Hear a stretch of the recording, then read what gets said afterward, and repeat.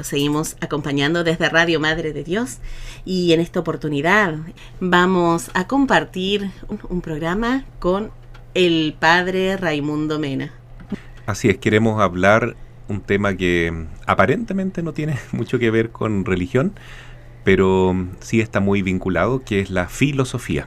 Ajá. Y está bastante relacionado porque los sacerdotes tenemos que estudiar 3 años de filosofía como requisito previo para la teología. Entonces, para entender mejor la Biblia, la revelación, los contenidos de la fe, la Iglesia pide que los candidatos al sacerdocio tengan estudios filosóficos para poder entonces comprender mejor el lenguaje en el cual han sido expresados los dogmas de nuestra fe.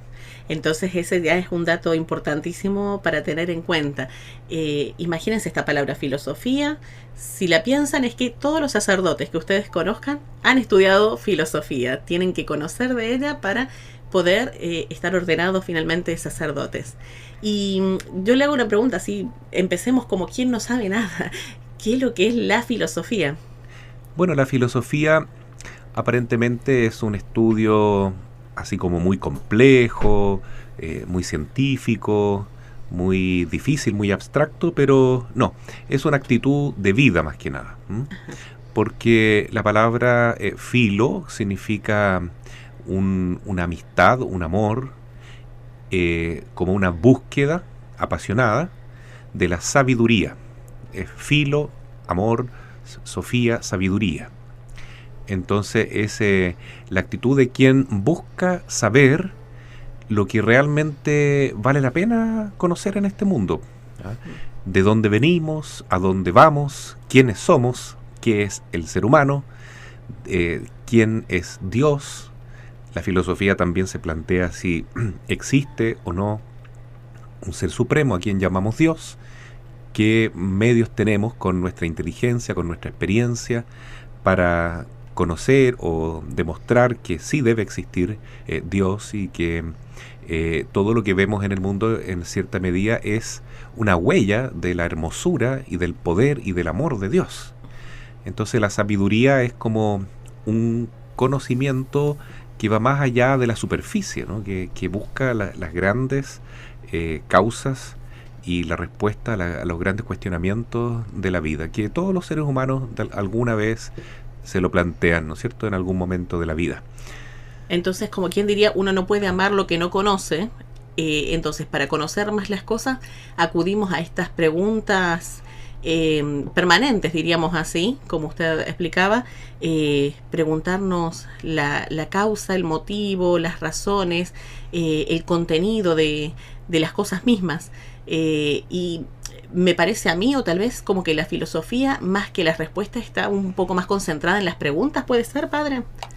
Claro, como decía Aristóteles, que es uno de los grandes filósofos de la época antigua, situado entre el 450 y 400 más o menos, donde se desarrolló antes de Cristo su enseñanza. Él decía que la actitud básica del sabio o del filósofo es el asombro. Es como mirar la realidad que nos rodea y maravillarse ante ella, ¿no? Se podría decir que si alguien está asombrado por algo y se pregunta sobre eso, está filosofando. A partir de ese momento es un filósofo en la práctica, aunque no lleve título de filósofo. Así es, por el amor al asombro ese y querer entender las cosas. Las cosas y también al ser humano, ¿no es cierto? Porque una de las grandes preguntas filosóficas es ¿quién soy yo? ¿Quién eres tú? ¿Quiénes somos nosotros los seres humanos? Conócete a ti mismo, solía decir Sócrates. Y si uno se conoce a sí mismo, uno se va a dar cuenta que uno es como un punto en una red inmensa que nos vincula con los demás seres humanos y que nos vincula también con toda la naturaleza, con todo el universo, pero sobre todo con Dios, porque venimos de las manos de Dios, estamos creados a imagen y semejanza de Dios. Entonces un gran filósofo y teólogo, que es Santo Tomás de Aquino, estudia al ser humano en el mismo tratado o parte de su Suma Teológica, en que él habla de Dios. Entonces cuando él habla de Dios también habla del ser humano, porque el hombre, el ser humano, es un producto de la creación divina Y a través del hombre podemos conocer también a Dios, porque estamos hechos a su imagen y semejanza. Entonces, necesariamente la filosofía parte de principalmente conocerse a sí mismo, desde conocer el ser humano y desde ahí parte hacia el exterior, o no hay un orden dentro de este asombro por el conocimiento, por el amor al conocimiento. Puede comenzar en la naturaleza, en Dios, en la persona indistintamente, o se origina en el ser humano. En realidad, lo que ocurre en la historia de la filosofía, que partió por ahí por el siglo VII, VI antes de Cristo, fue primeramente un estudio o un asombro, un maravillarse ante la realidad que nos rodea, ante lo que hoy llamamos el universo, la naturaleza, el cosmos. Y también ocurre eso en la vida de las personas, ¿no? Todos nosotros cuando somos niños no partimos preguntándonos quién soy yo, ¿ya? Cosas tan profundas como esa, no tan reflexivas, sino que el niño se maravilla por aquello que lo rodea. Uno ve a un niño como se encandila con los colores, por ejemplo, con los olores, y todo se lo quiere llevar a la boca, porque de esa manera él puede saborear, ¿no es cierto?, la realidad. Y también la palabra sabiduría tiene que ver con eso, ¿no? Es como saborear con la mente, también con el corazón y con la intuición, esta realidad que nos rodea. Entonces, el primer interés de los filósofos es sobre el cosmos, el universo, tratar de explicarse de dónde viene, por qué es tan bonito, por qué es tan armonioso, tan ordenado, cómo se explica, cuál es la causa de todo esto. Y llevan una buena cantidad de siglos, ¿no?, preguntándose sobre eso, entre el siglo 7 y 6 antes de Cristo hasta más o menos el siglo quinto, digamos la primera mitad del siglo quinto, entre el año más o menos 600 y 500 y 450. Ahí recién empiezan a preguntarse sobre el ser humano, quién es el hombre, ya, y vienen otras preocupaciones que se llaman así antropológicas, y también al ser humano como situado dentro de la sociedad en que vivimos, ¿no?, y de la familia. En cierta forma, un poco como usted decía, pasa como la vida de cada uno. Desde niño, lo primero, lo inmediato, lo que nos llega por los sentidos. Claro. Después la persona, descubrirse uno la mismo, familia, los vínculos, la situación política, por así decirlo, también, claro, la sociedad. Eso le pasa también a los adolescentes, que llegan a un momento en que ya no se preocupa tanto de las cosas, ¿no? ¿Se ha fijado usted que los niños de 7, 8 años siempre están preguntando por qué? ¿Y por qué esto? ¿Por qué? Y hasta eterno por qué. Claro, y que llega a cansar esa curiosidad permanente. Entonces, esa actitud de niño de maravillarse, de preguntarse, de querer saber las causas, demuestra que somos seres racionales, que buscamos causas y explicaciones a las cosas que nos sorprenden, ¿no?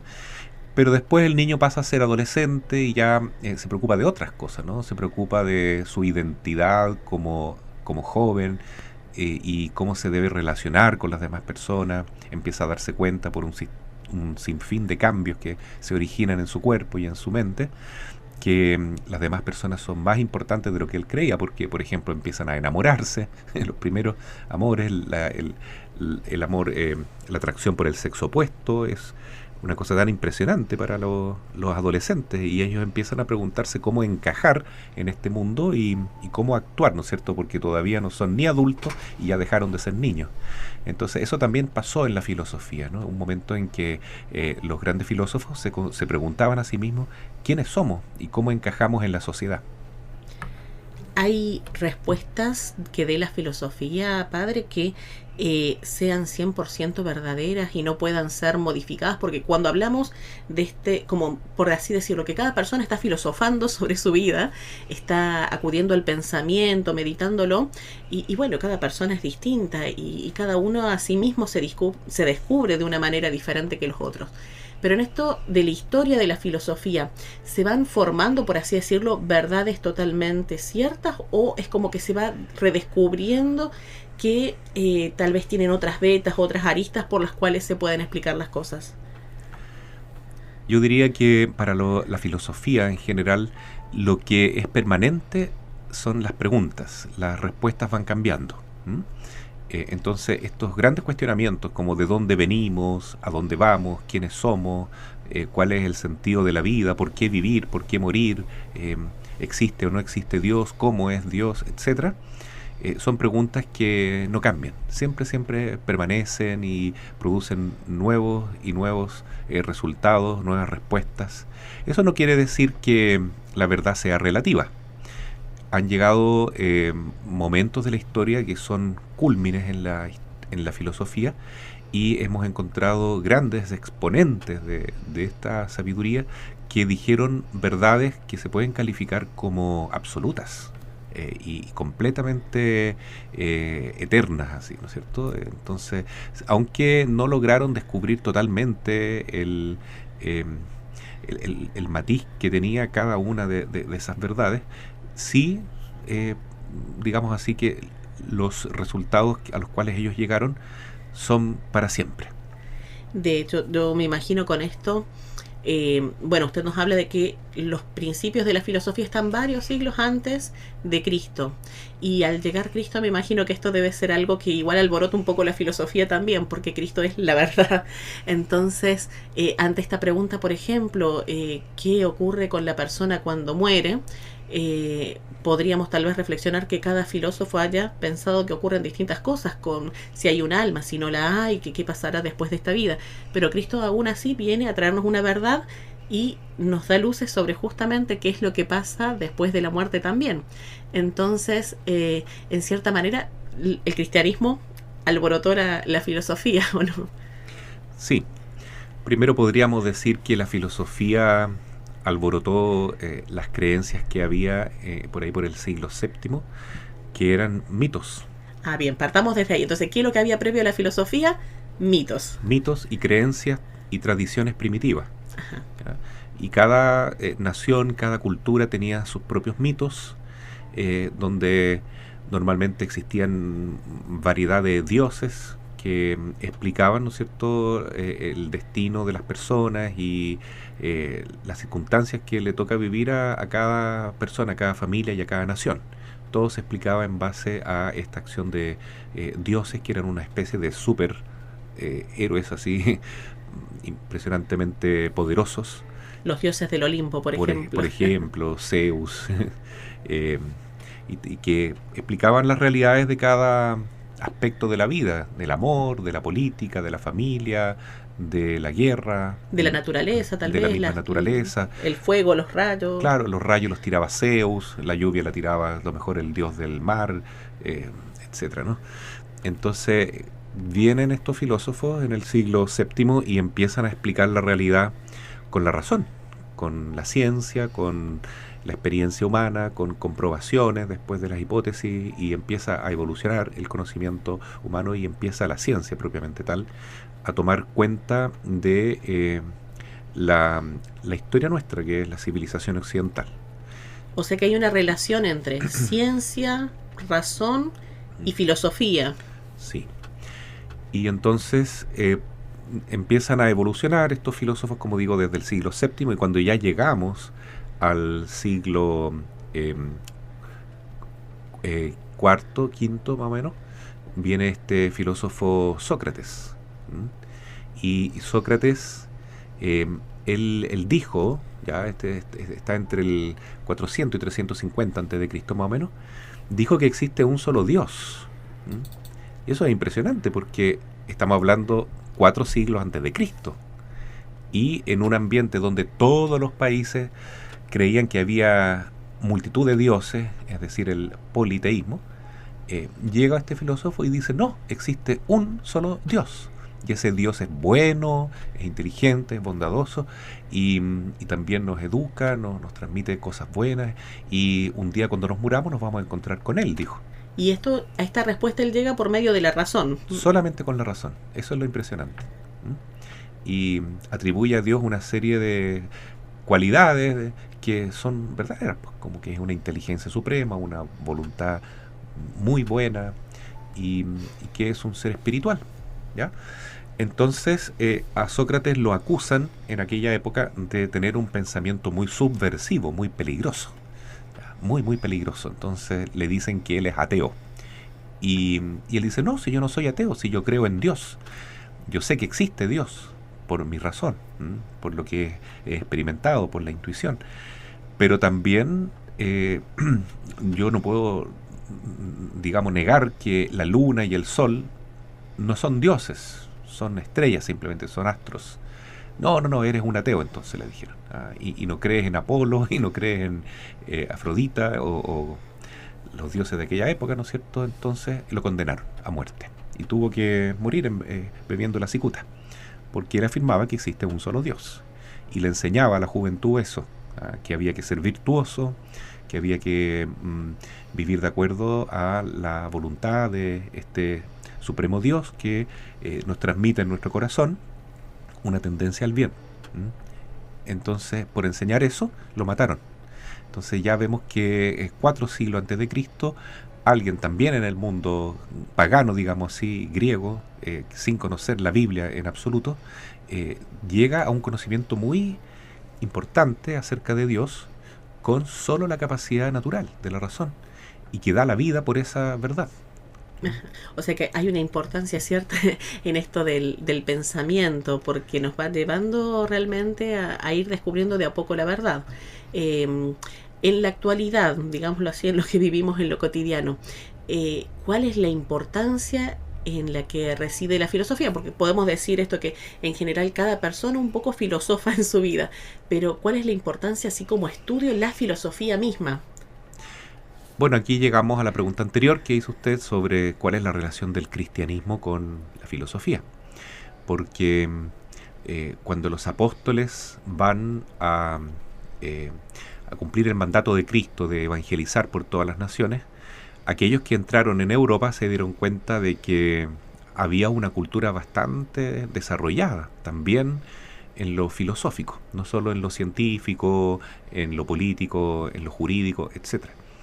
Entonces por eso un día San Pablo se instala en un areópago ahí en Atenas y le habla a los filósofos y le dice, miren, ustedes también reconocen que hay un Dios desconocido y aquí hay una estatua dedicada a este Dios desconocido. Yo les vengo a hablar acerca de este Dios desconocido, que vino a nuestra tierra, que se hizo hombre, que murió por nosotros en la cruz, pero resucitó, y es un Dios infinitamente bueno porque nos ha perdonado nuestros pecados.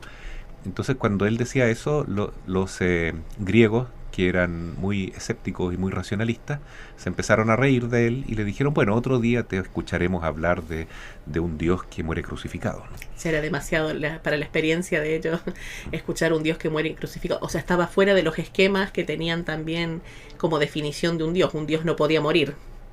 Claro, y un Dios que se haga hombre para los griegos era posible porque existían mezclas de dioses con hombres. Ya, por ejemplo, los claro. Semidioses como Hércules, que eran, por ejemplo, hijos de Zeus con una mujer humana, etcétera. Pero esto de que sea un solo Dios, el Hijo de Dios, que murió y resucitó en una cruz, era inconcebible para ellos, ¿no? Entonces, San Pablo llega a decir que, bueno, ahora estoy predicando al Hijo de Dios, que es escándalo para los judíos y locura para los griegos. Pero no importa, mi sabiduría seguirá siendo predicar la cruz de Cristo, dice San Pablo. Y entonces con ese testimonio, ¿no es cierto?, que es tan importante, porque por ahí dicen que las palabras convencen, pero los ejemplos arrastran. Entonces los apóstoles no predicaban al principio una filosofía, simplemente evangelizaban, anunciaban la buena noticia de que Cristo murió y resucitó por nosotros. Pero el testimonio de ellos era sellado con su propia sangre. Entonces ellos, al testimoniar de esa manera su verdad, dejaban totalmente claro que estaban hablando la verdad. Porque ¿quién va a morir por un cuento, por un mito, por algo que es un invento humano? Nadie. Claro. Pero entonces ellos entregaron su vida. Todos los apóstoles sellaron entonces con su sangre la verdad que ellos proclamaban, y por eso muchos cristianos entraron, ¿no es cierto?, a la iglesia al ver ese testimonio de fe y de amor. Y en el cristianismo, en la historia, ya adentrándonos un poquito en el cristianismo, ¿qué filósofos encontraríamos importantes? ¿Hay santos filósofos, padre? Claro, sucede que entonces chocan estas dos culturas, que son la judía, judeo-cristiana, con todo este mensaje cristiano de los apóstoles, que al principio fueron muy resistidos por los romanos, porque al Imperio Romano no le convenía la religión cristiana, porque según los romanos el verdadero Dios era el emperador, el César, el divino César le llamaban. Entonces, para mantener la unidad del imperio, todos tenían que adorar al emperador, al César. Y los cristianos no podían adorar a un hombre. Por ejemplo, está el caso de San Sebastián, que es muy conocido acá en nuestra zona, y él era jefe de la Guardia Imperial, pero cuando el emperador le dijo: tienes que adorarme, tienes que rendirme culto como Dios, como yo soy tu Dios, y tú tienes que encender incienso y reconocerme como Dios. Y después, si tú quieres, anda a la iglesia también, yo voy a hacer vista gorda con lo que tú hagas en tu tiempo libre. Y San Sebastián dijo: no puedo. Solamente Dios es uno, Jesucristo. Y yo, César, a ti te sirvo, te cuido, porque soy tu protector, y doy mi vida por ti, pero no me pidas que te adore. No puedo hacer eso. Ya, entonces viene este choque muy grande, ¿no? Y en el Imperio Romano se asumió también la filosofía griega y se desarrolló una filosofía propia. Entonces los primeros cristianos, todos estos de Occidente, tenían esta formación filosófica occidental, greco-romana, y además tenían la herencia judeo-cristiana. Entonces empezaron a surgir herejías. Y las primeras herejías eran explicaciones un poco filosóficas de la fe, pero que torcían la fe, las distorsionaban. Así es. O sea, fue una época de hartas herejías, los inicios estos del... Hartas herejías, claro, ¿no? Una de las primeras es la de Arrio, que decía que Jesús en absoluto podía ser verdadero Dios, que Dios es uno solo, el Padre.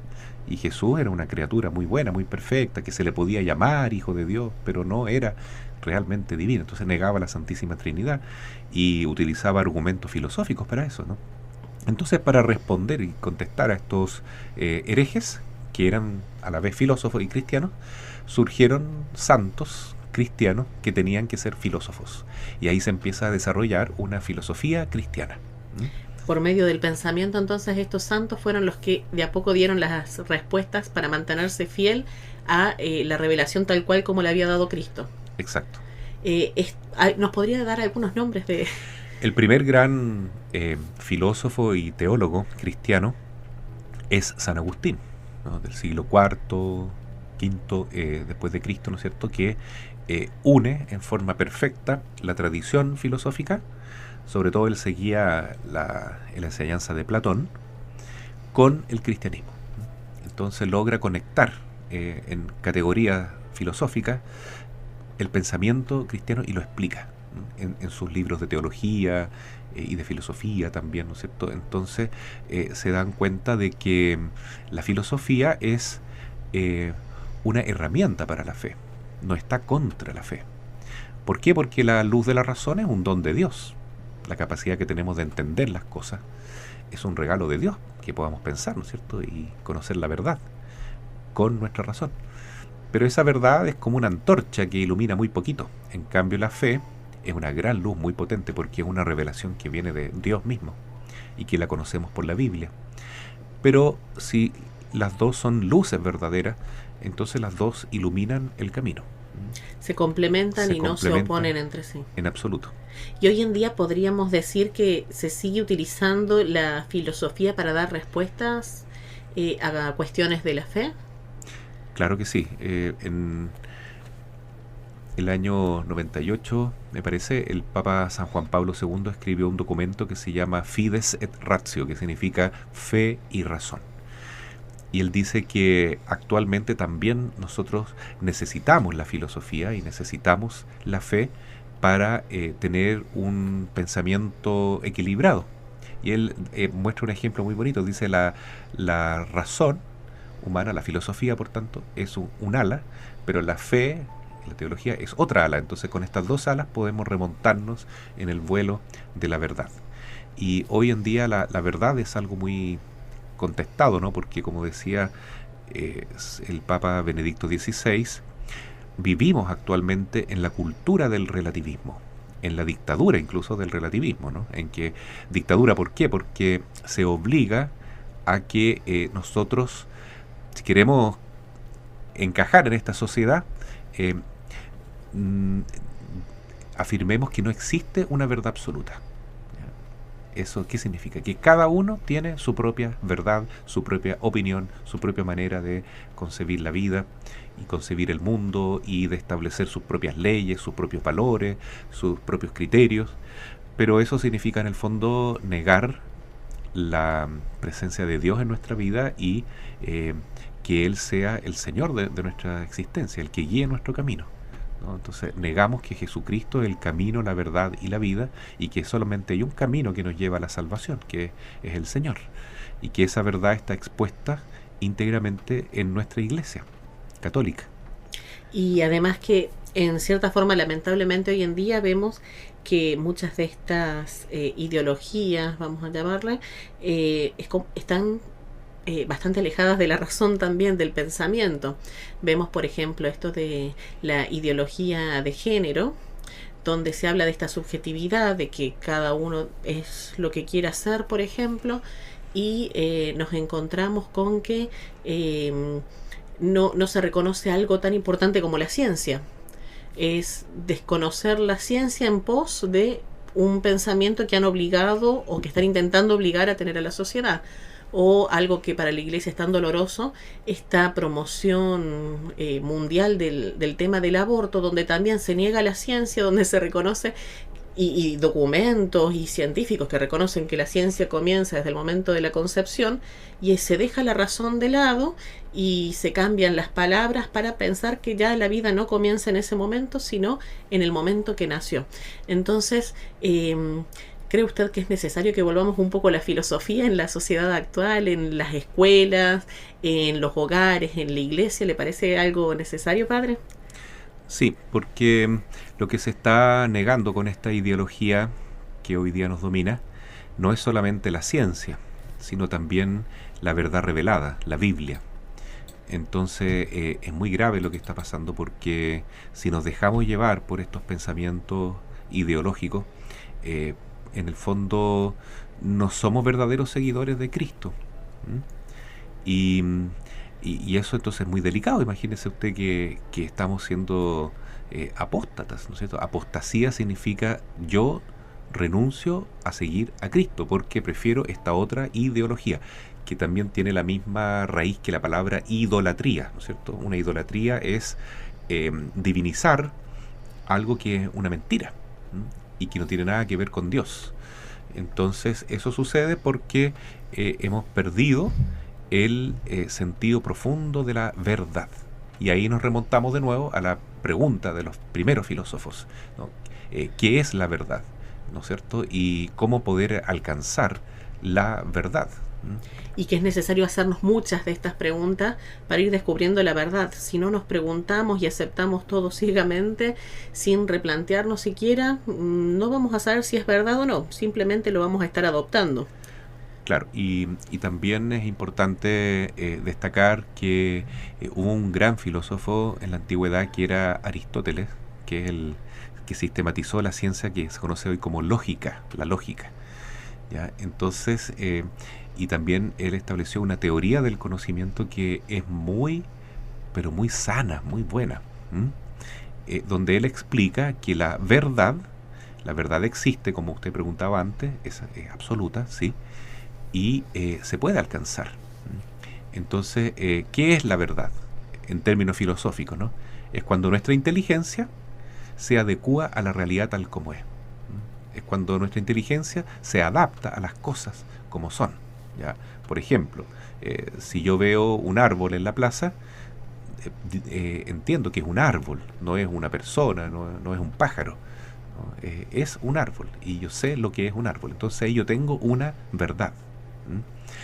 Pero si hoy en día quieren imponernos una ideología, o sea, una mentira, ¿ya?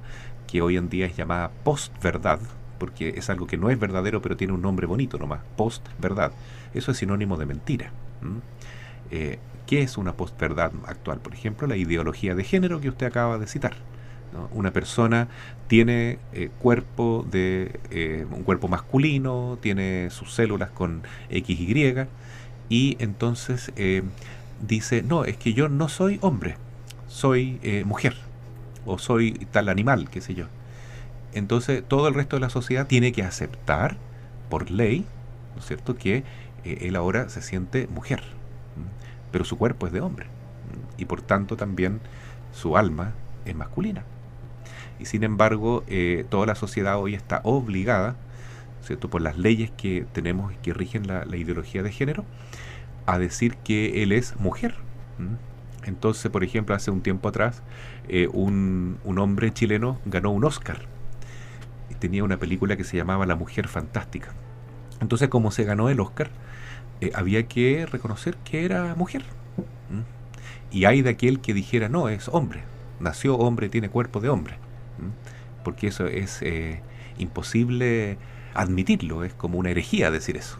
Entonces, como que usted ve que la mentira se convierte en verdad, y el bien se convierte en mal, y el mal se convierte en bien. Porque vivimos en esta época de la dictadura del relativismo, donde cada uno tiene su propia verdad, y sobre todo esas nuevas verdades que son mentiras, quien no está de acuerdo con ellas, queda fuera de la sociedad. Es peligroso decir hoy en día cosas tan evidentes como que la familia es entre un hombre y una mujer, que el que nace hombre es porque tiene cuerpo de hombre y siempre será un hombre, aunque se cambie el sexo registral, da lo mismo. Lo que es simplemente. La verdad es lo que se adecua a la realidad, y la realidad no cambia porque nosotros la queramos pensar o la queramos, ¿no es cierto?, proyectar de otra manera. Sometiendo así hasta la ciencia o los sentidos humanos a las nuevas verdades que se están imponiendo, bajo pena de cárcel, muchas veces también cabe mencionar. Padre Raimundo, yo le agradezco inmensamente entonces este espacio que ha tenido con nosotros, hablando de filosofía, y lo invito a que sigamos entonces en otras oportunidades, profundizando más entonces en este tema tan interesante, y que es una buena invitación a que sigamos pensando, ¿verdad? Sí, sobre todo porque la filosofía, como dije al principio, es un buen comienzo para aprender la teología, las verdades reveladas. Y durante estos días escuchábamos que Jesús nos dice en el Santo Evangelio, si ustedes quieren ser verdaderos discípulos míos, entonces sean fieles a mi palabra, o sea, sean fieles a la verdad, ¿ya? Y no anden pololeando con la mentira, con las ideologías, ¿no? Porque si ustedes hacen eso, ustedes me van a causar la muerte, dice Jesús, ¿ah? Ustedes me van a matar, ¿sí?, eligen el camino de la ideología y de la mentira. Y eso es la realidad. Con nuestro pecado nosotros elegimos el camino de la mentira y negamos a Cristo. Pero Jesús dice, la verdad los hará libres. Y la verdad es Jesucristo, la verdad es que Dios nos ama, y la verdad es que debemos dejar que Él tome cuenta de nuestras vidas. Por eso entonces la filosofía nos puede ayudar a ir preparando el terreno para recibir la verdadera fe. Muchas gracias, Padre. Entonces nos quedamos con esta reflexión de Jesús, que es camino, verdad y vida, y con esta filosofía, el amor por el conocimiento y esta sed de conocer más esta verdad que es Jesucristo. Vamos cerrando este espacio que tuvimos el día de hoy. Le agradecemos su presencia y esperamos tenerlo nuevamente en otra oportunidad para seguir hablando del tema. Muchas gracias, y entonces saludo a todos los que han acompañado este programa, y los bendigo en el nombre del Padre, y del Hijo, y del Espíritu Santo. Amén. Amén. Muchas gracias.